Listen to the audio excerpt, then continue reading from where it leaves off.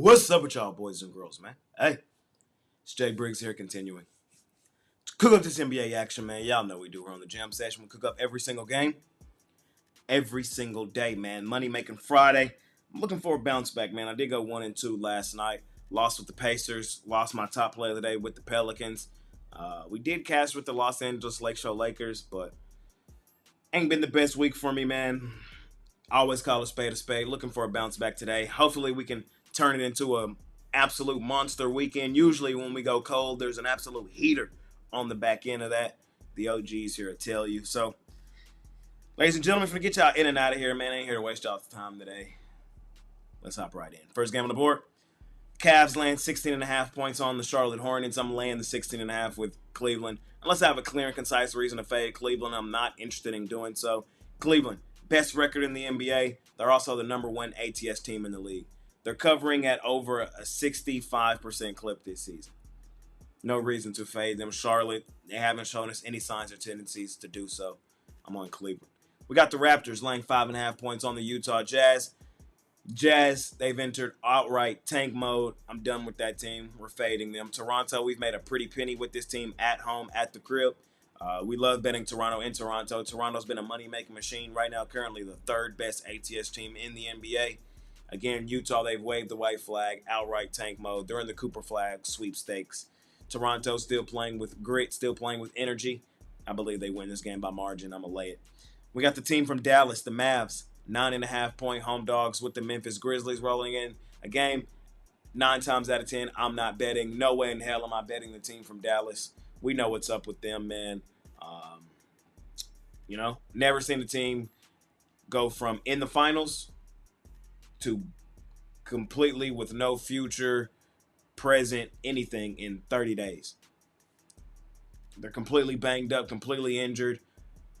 They just don't have the personnel to match up. Memphis, on the other side, they've been terrible from an ATS perspective. They are coming off of losing multiple games in a row at home. That's not the Grizzlies we've come to know and love. And I don't really want to expect them to win by double digits on the road when they haven't been playing well at home.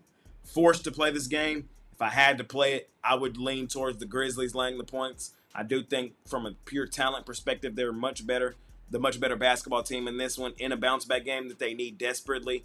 This should be the spot where they air somebody out. Dallas just doesn't have the personnel to compete. But again, a game I'm personally probably not betting. We'll keep it rolling. We got the Miami Heat 5.5-point home dogs with the Minnesota Timberwolves rolling in. The injury report's so ugly for Miami here. I'm not even looking in the direction. Miami's been one of the worst ATS teams in the NBA for the majority of the season. Don't like laying points with Minnesota often, but we can do so on the road. Minnesota, they've been playing decent basketball recently. They could be getting Rudy Gobert back tonight. Want to see how the injury report looks for Miami, but ultimately Minnesota's the better basketball team. I think they win the game by margin. We got the Thunder Buddies laying 2.5 points on the Portland Trail Blazers. Nobody's playing for the Thunder tonight. Everybody's out. Shea, Jalen Williams, Dort, everybody out.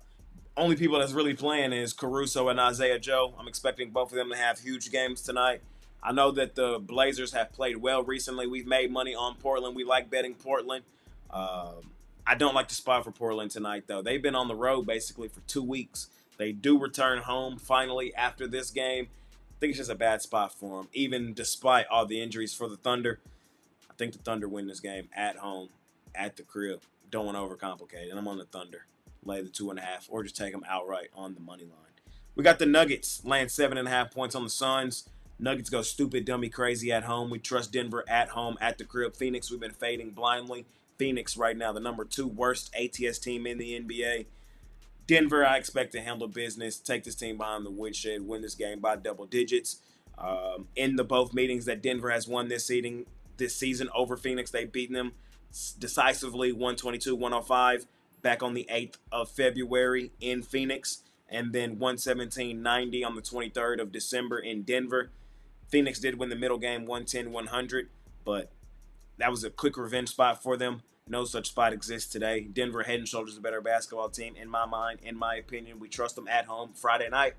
I'm going to lay it with the Nuggets at home at the crib. The Kings, they're laying 6.5 points on the San Antonio Spurs.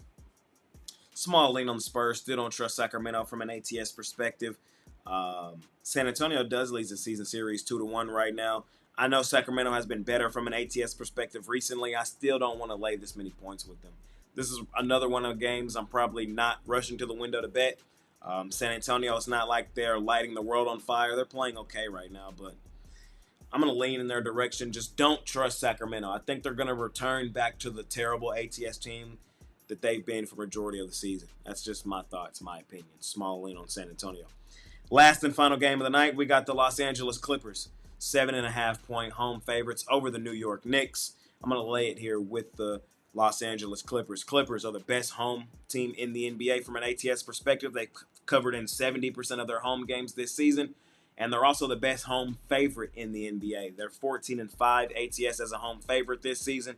73% of the time they've covered when favored at home. Terrible spot for the Knicks on a back end of a back-to-back with travel. I know it's not real travel. They were in LA against the Lakers last night. They're still in LA tonight against the Clippers, but different gym. Just letting y'all know the spot. With travel, so following an overtime game. Not a great spot for the Knicks. Wouldn't be surprised if some of their guys sat tonight. Jalen Brunson kind of tweaked his ankle last night, so he possibly isn't playing here. I think the Clippers continue to do what they do for majority of the season, dominate at home. I'm going to lay it with the Clippers here in our last and final game of the night. Ladies and gentlemen, I appreciate y'all more than y'all know. Money Making Friday hasn't been the best week for me, man, but I'm looking to do some damage today and roll it into a money-making weekend. We got a huge college hoops card tomorrow, really the last huge college hoops card before the madness of March really begins. We got solid NBA action all weekend. Hop on the 3-8 pass, get everything that I'm offering over the weekend, man. Looking to bounce back, looking to do the damn thing. Hasn't been my best week, but when we go cold, there's usually an absolute heater on the back end of that. Let's start that shit today. Appreciate y'all more than y'all know, man. It's been your guy, Jay Briggs. See y'all tomorrow. I'm out of here.